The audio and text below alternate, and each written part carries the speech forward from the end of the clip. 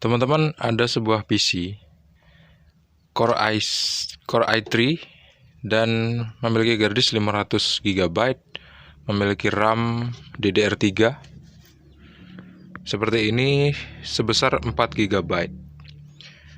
Setahun yang lalu PC ini lancar banget dipakai teman-teman. Enak banget lah pokoknya, meskipun speknya tuh spek kentang kata orang, tapi bisa dipakai untuk berkarya. Dan sekarang PC ini lemot banget dari startup sampai buka file. Kadang-kadang buka Windows Explorer dia lambat banget. Terus kadang-kadang juga dia blue screen. Nah, pertanyaannya, yang rusak bagian mana? RAM-nya udah saya lepas. Saya ngelihat ada yang kotor di kaki RAM. Biasanya sih kita ngebersihin kaki RAM ini menggunakan penghapus, teman-teman. Tapi kalau misal kita lagi nggak ready penghapusnya, kita juga bisa pakai cairan pembersih, pakai kontak cleaner. Terus kita lap pakai tisu. Kalau nggak ada juga kita bisa gunakan thinner spesial, teman-teman. Itu kalau RAM. RAM-nya udah pernah saya coba bersihkan. Saya pasang lagi. Ya, efeknya nggak ngaruh gede lah. Begitu tadi saya buka memang ada kotor, tapi saya rasa penyakit utamanya bukan itu. Itu asumsi yang pertama ya. Yang kedua, kecurigaannya adalah terletak pada HDD yang udah mulai rusak.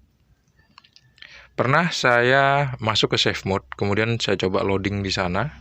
Ternyata di dalam save mode pun lambat banget gitu ya. Berarti sebetulnya nggak ada masalah sama OS-nya. Kalau ada masalah sama OS, biasanya kalau kita masuk ke save mode, OS itu Windows ya. Kalau misalnya nggak ada masalah sama Windows-nya, kita masuk ke save mode, dia lancar gitu. Karena beberapa program di dalam Windows itu nggak diaktifkan waktu kita berada di save mode. Tapi di save mode lambat juga gitu. Kira-kira mana yang rusak, teman-teman? RAM atau HDD? HDD-nya yang ini ya, HDD PC itu HDD yang besar. Untuk mengetahuinya, pasti kita harus coba untuk melepas HDD-nya. HDD-nya coba kita lepas, kita hidupkan tanpa HDD. Masuk ke BIOS-nya tuh, itu juga lambat kemarin. Sekarang coba kita pengen lepas HDD-nya. Di sini ada kabel SATA.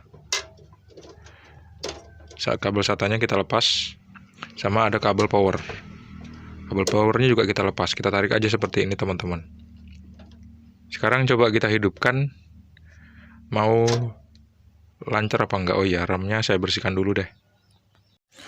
RAM-nya udah saya pasang dan udah saya colokin kabel VGA ke monitor. Kemudian mouse-nya udah saya pasang. Keyboardnya juga udah saya pasang. Begitu saya hidupkan, ternyata dia tuh kayak nggak kuat hidup gitu loh, kayak restart sendiri.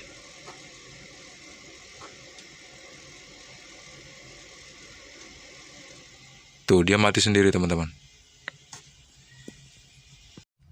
Saya bongkar lagi, terus saya mau bersihin lagi RAM-nya, teman-teman, pakai cairan pembersih. Kita tutup pakai tisu seperti ini supaya aman ya. Sebetulnya nggak ditutup tisu sih nggak apa-apa.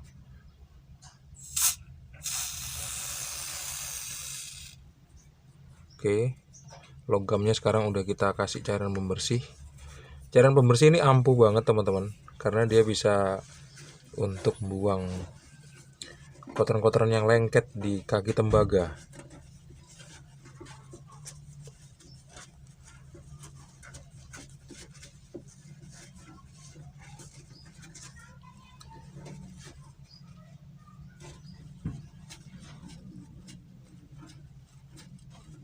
Udah bersih banget nih, tinggal bagian sebaliknya.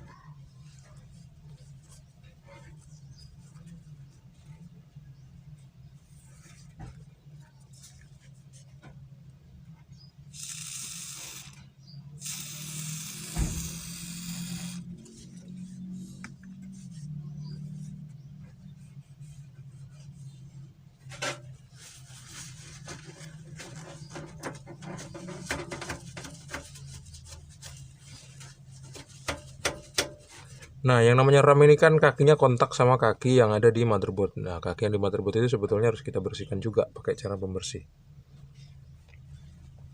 kita akan bersihkan.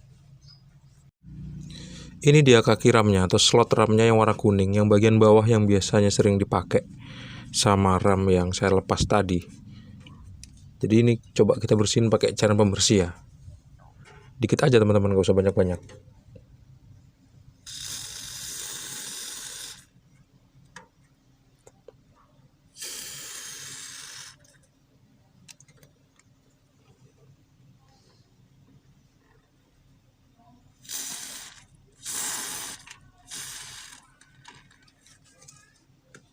Saya rasa udah cukup. Ingat ya, pakai tisu supaya cairan pembersihnya nggak kena mikroprosesor.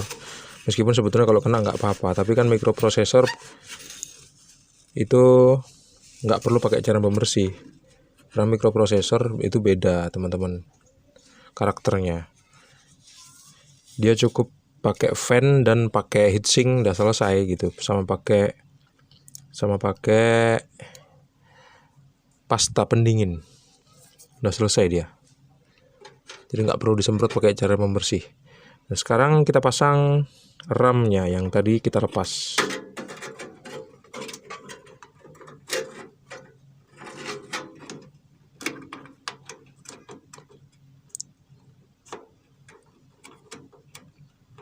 Pas posisinya udah tepat,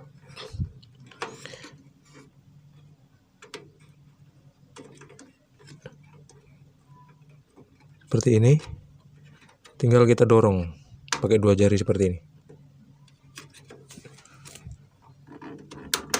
sampai bunyi cetek. Yang ujung pengunci RAM-nya ini nutup, udah selesai. HDD udah kita lepas ya. Oke teman-teman, coba kita pasang lagi. Kita pasang lagi kabel power dan kita hidupkan. Nah, setelah saya pasang kembali kabel SATA ke HDD dan kabel power ke HDD, saya coba hidupkan, ternyata hasilnya sama.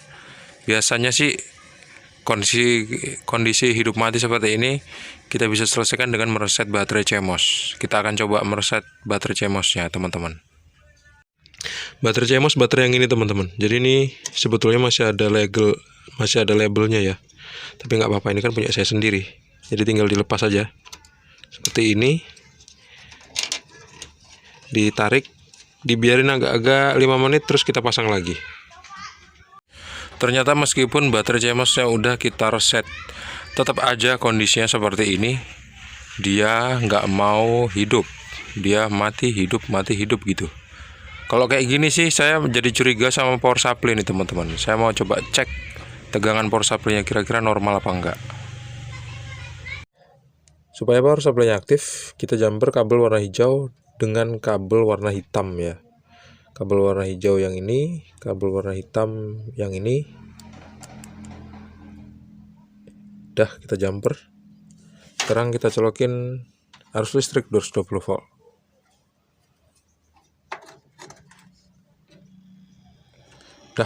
Udah hidup. Kita cek tegangannya pakai avometer digital. Kita kasih ring 200 volt supaya kalau ada over voltage avometernya nggak rusak. Kita cek tegangannya satu persatu. Tegangannya sebetulnya ada berapa aja sih di sini, kita bisa baca di sini teman-teman. Ada 3,3 volt, 5 volt, plus 12 volt, minus 5 volt, 12 volt, plus 5 volt. Nah, kayak gitulah pokoknya. Ada tegangan yang penting 3 buah, plus 3,3 volt, plus 5 volt, sama plus 12 volt. Ini yang warna hitam ground, terukur 12 volt. Kabel warna oranye terukur 3,4 volt, warna merah.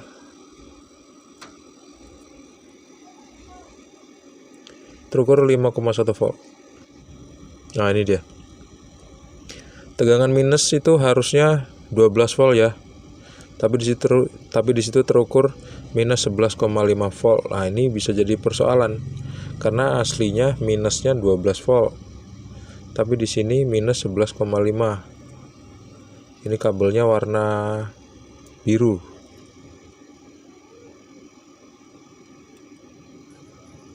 Minus 11,5. Aturan masih ada satu tegangan lagi, yaitu minus 5 volt. Kita akan cari tegangannya yang mana. Tegangannya ada di kabel yang mana maksudnya. Ternyata saya nggak ngedapetin tegangan minus 5 volt teman-teman. Saya hanya ngedapetin tegangan minus 11,5. Seperti ini. Harusnya tegangannya adalah 12 volt. Kalau untuk ukuran power supply, tegangan minus sampai sekecil itu dari yang seharusnya itu nggak normal. Jadi ada potensi power supply-nya rusak. Kayak gitu ceritanya teman-teman. Sekarang coba kita cek kabel warna ungu. Kabel warna ungu ini tegangannya 5,1. Kabel yang warna abu-abu 5,1. Kabel warna biru 11,5 volt. Kabel warna coklat dan oranye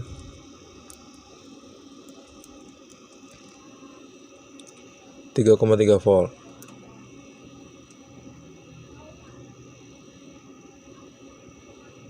Iya, tegangannya ada yang hilang teman-teman. Minus 5 voltnya hilang.